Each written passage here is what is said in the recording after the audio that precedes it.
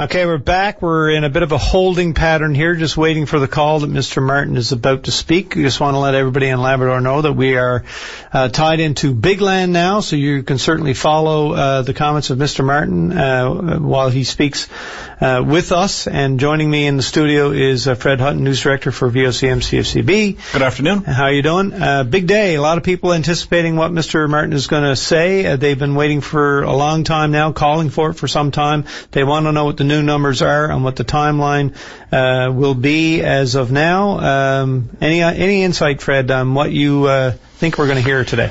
Well, we're dealing with a number that was $6.2 billion during the last update. You know, you hear all the critics who say this is going to top $10 billion in that range. Who knows at this point in time? You know, cost overruns are anticipated in when you build a house or when you renovate. They always say, you know, add an extra 25-30% in terms of what your numbers are. One of the things they did announce a few months back was that they're going to build this dome over the dam area, so that they can extend the construction season. Obviously, Labrador has harsh winters. They want to be able to do that.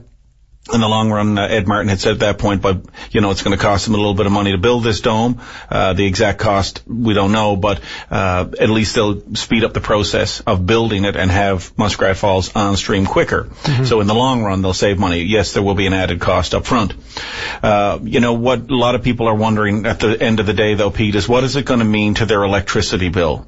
How much is it going to cost extra to heat your home? Yeah, well, it's already going to cost a lot, and this, if there's an increase mentioned today, that means it's going to cost more than they were fearing. There is a $2 billion buffer built in between, they say, or between Muskrat Falls and the isolated island option. The big question is, are we ever going to near that $2 billion on top of what is projected now, therefore making the Muskrat Falls option no cheaper and possibly more expensive in the end, right? Well, Ed Martin was going to give the update at 2 o'clock, of course, and we had planned to broadcast it live. We still will when he starts in just a couple of minutes. We're getting some messages from the Nalcor folks. Mr. Martin was delayed because of a speaking engagement that he had to give this afternoon. The Premier is going to give an update on this at, well, a little bit past 3:30 now. It was supposed to be at 3:30, but obviously the calls had already gone into the Premier's office to say, we're going to need you to comment on this, even though we don't know what he's going to say yet, but we want to hear what government's take is. And obviously opposition leaders will be chiming in with their 2 cents worth as well. You know, anyone's guess in terms of what the cost overruns are going to be, but it's going to be fairly significant. Ed Martin is speaking, so let's go to it live right now. Actually asked to speak at a function about 6 or 8 months ago that was scheduled for today, ran late, so I tried to get here as soon as I could. Apologize for being a little bit late. So we first begin by saying that Nalcor is focused on delivering the Muskrat Falls project to Newfoundlanders and Labradorians in an economical and cost-effective way that provides the most value for today as well as for future generations to come in the years to come. On a project of this magnitude, there are several elements which, as project developers, we focus on as a definition of project success. First and foremost, safety. Second, quality and long-term reliability of the producing facilities.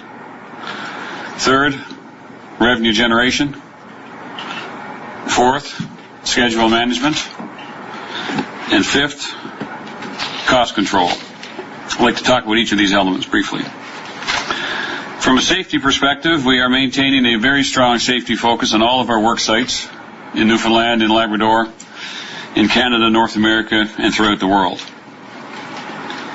We are treating safety consistently and relentlessly throughout the project, and our performance is strong. From a quality and long-term reliability perspective of the project, every decision we make as we proceed with this project considers the value of the project and the value it will provide 5, 10, 15, 20, and 100 years from now. Hydroelectric developments are long-term investments, and we're making the right decisions every day to maximize the long-term value of the resources for future generations. Since sanction, we have improved the quality and long-term reliability of both the Muskrat Falls dam site as well as our transmission infrastructure through the use of prudent and well-considered modifications to the design.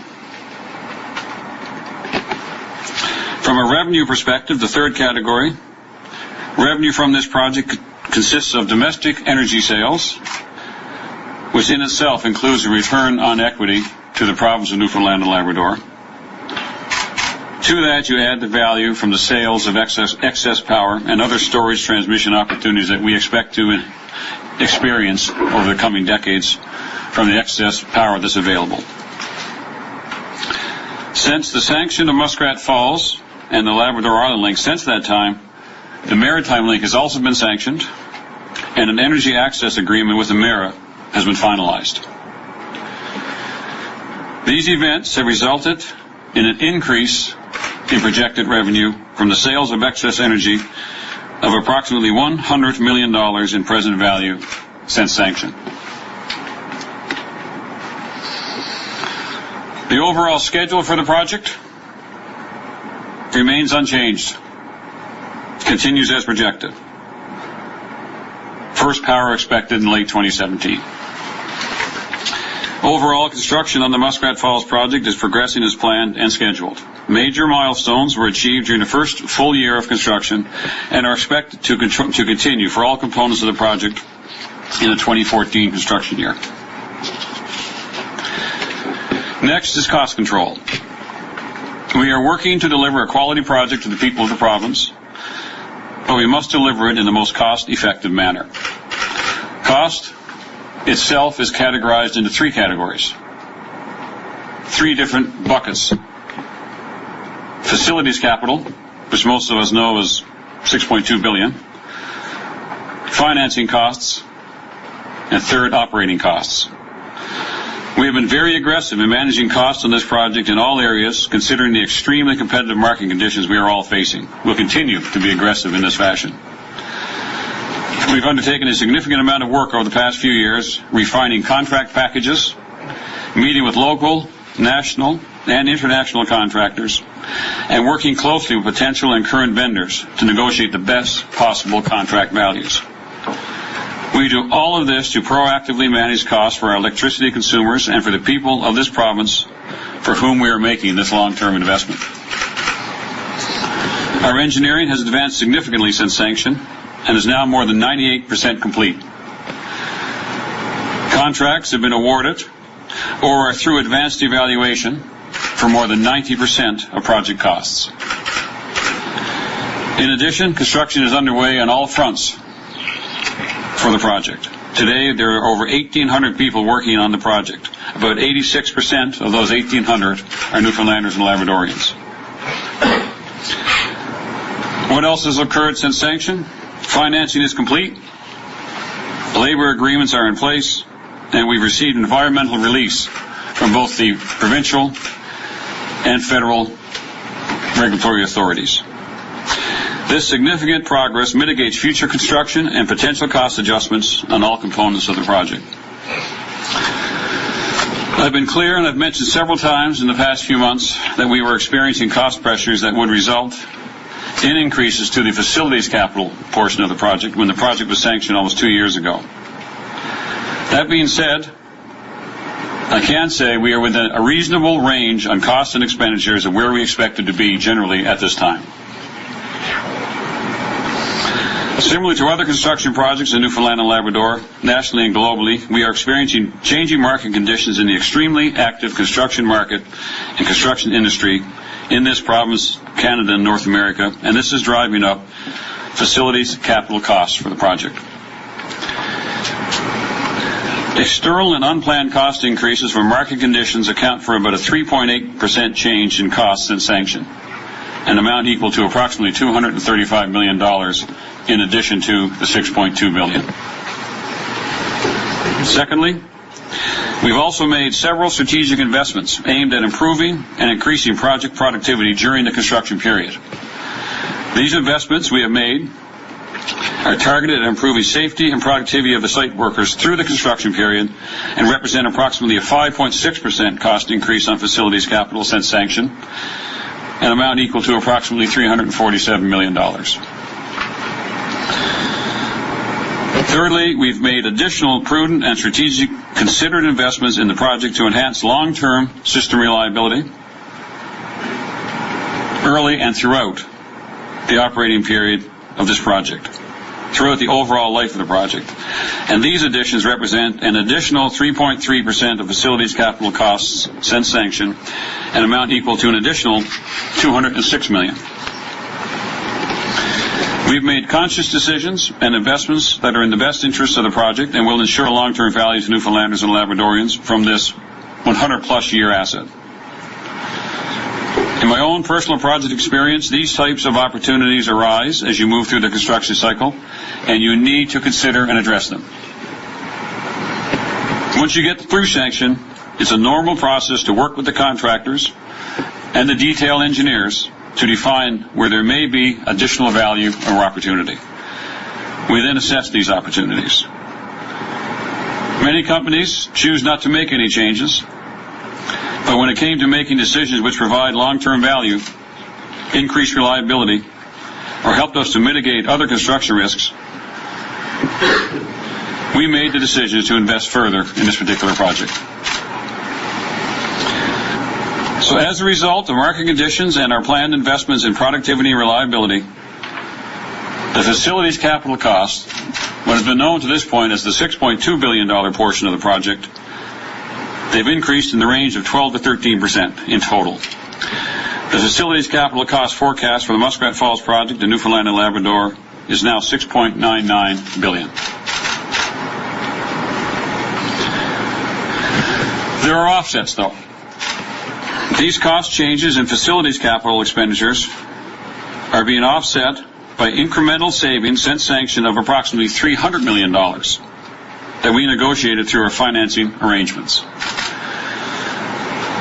At sanction, we had initially projected financing cost savings of $1.1 billion, but in actuality, we have achieved savings of $1.4 billion in present value, an incremental offset amount of $300 million in financing costs. This results in total nominal interest savings over the life of the field of over $6 billion.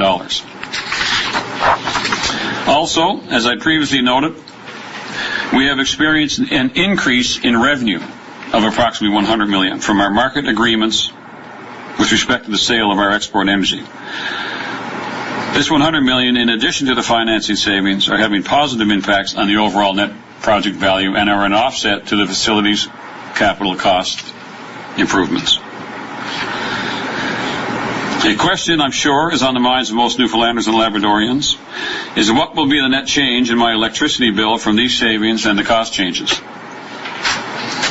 We expect that change to be in the range of about 7% to the average homeowner on the island that's using electric heat. To put that into perspective, when Muskrat Falls comes into service, that's on average about an $8 per month to maybe as high as $28 per month, depending on your usage factor, over what was projected at sanction for monthly electricity rates. And once again, that depends. The range is, it depends on how much electricity the person uses. Important to note as well that over the life of the Muskrat Falls project, significant value and cash flows will be generated by the project and paid as dividends to the government of the province. These benefits are in the range of $30 to $33 billion in nominal value and will provide a substantial benefit to all Newfoundlanders and Labradorians.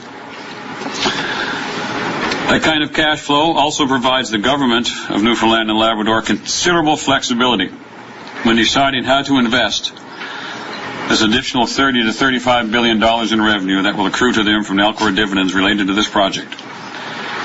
It's their decision, obviously.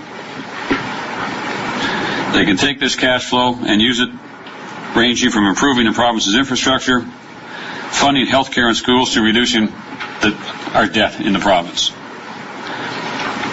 The Muskrat Falls project is a clear reminder of the crucial role natural resource development plays in creating jobs, growth, and prosperity in our province. The development of Muskrat Falls is setting the stage for Newfoundland and Labrador to manage its own energy and economic future without relying on others to meet our power needs. That means an end to burning fuel at Holyrood, the retirement of that plant, and a switch from paying out our electricity costs on a monthly basis for oil outside of this province to pay ourselves and recirculate this money into the coffers of Nalcor, dividended out to the province to be used for whatever the province decides. Muskrat Falls will transform our province from an economy dependent on non-renewable resources to an economy built on renewable, sustainable energy resources. Muskrat Falls is the best option to meet the growing energy demands of Newfoundlanders and Labradorians. Muskrat Falls is bringing immediate economic and employment benefits to Newfoundlanders and Labradorians during the construction and operations phase of the project. As of April 2014, the total project workforce is 1,785 people. Over 1,500 of the project workforce are Newfoundland and Labrador residents. Employment is expected to reach 2,500 people by the end of 2014. To date, there has been $457 million invested in Newfoundland and Labrador businesses, and there's been over $100 million paid in salaries to Newfoundland and Labrador residents. The benefits of Muskrat Falls will be felt long after the project is paid off, generating revenue for the province throughout the business community, helping increase the available labor force and labor pool, and contributing highly and well to the environment. Finally, the people of our province will be the owners of a valuable long-term power-producing asset that they can take great pride in.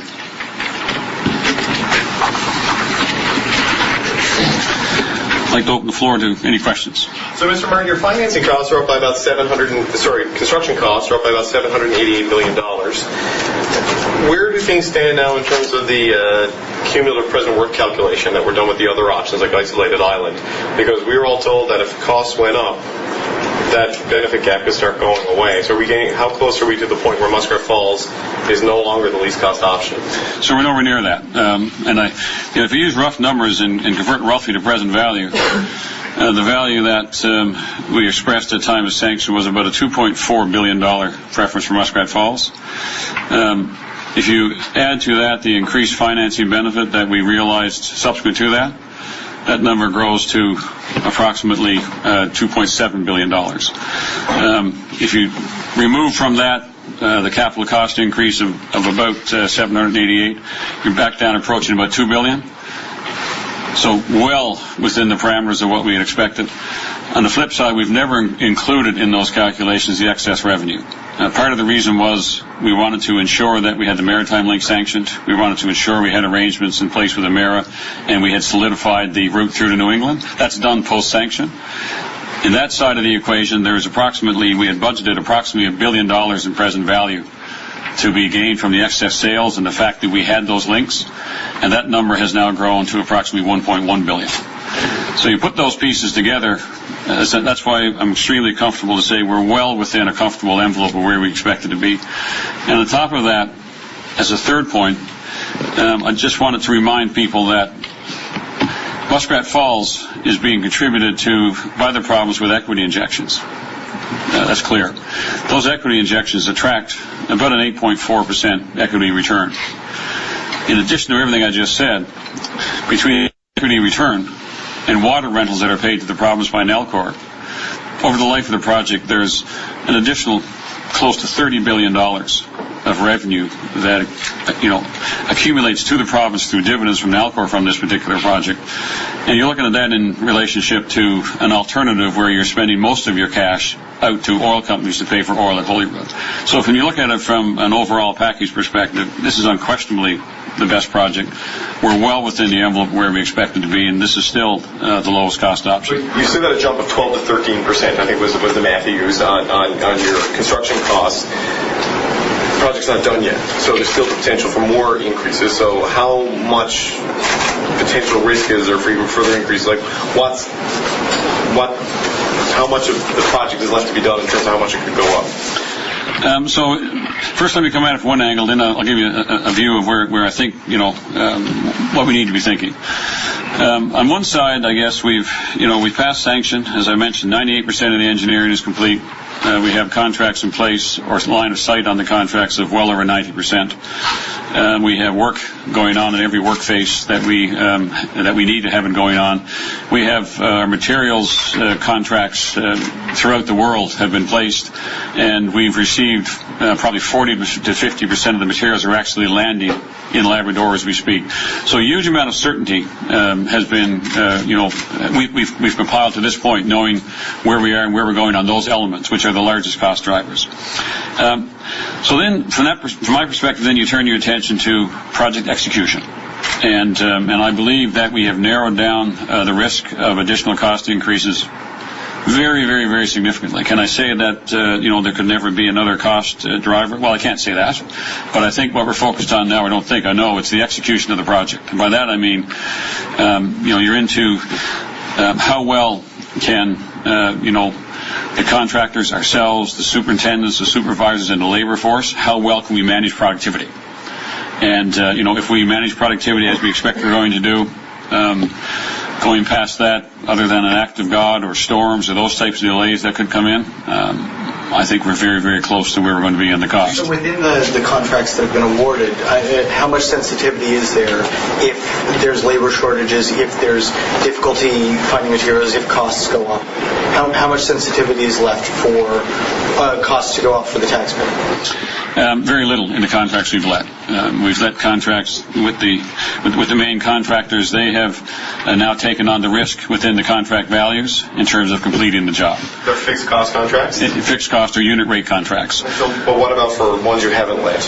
I mean, have you awarded all of your major contracts, or do you still have some left to go? We still have some left to go, about 10%. I was going to wait a little bit longer, but I think, between the need for everyone to know and where I am right now, I'm comfortable to the point, though, that even with the remaining 10% of the contracts to get a line of sight on and have a look at, we've seen so much now, and we understand and are seeing the trends of where the costs increases are occurring, that I'm confident now that with the 10% left to go, we have a good line of sight on what we expect they will be, and we've incorporated that thinking into here. So what I'm saying is that we've increased our knowledge significantly. We've reduced our risk of cost increase significantly just because of where we are in the project. And now we turn our attention squarely and clearly to project execution to make sure. Well, we seem to have we seem to have lost the feed or the volume there, but it's probably time for us to... And now we have another interruption. In any event, I think it's time for a break. Fred, we'll just let all that sink in, what people have heard, and we'll get right back as soon as we can. We'll either rejoin Mr. Martin or go straight to some conversation about it and some calls. We'll see you in a few minutes, folks.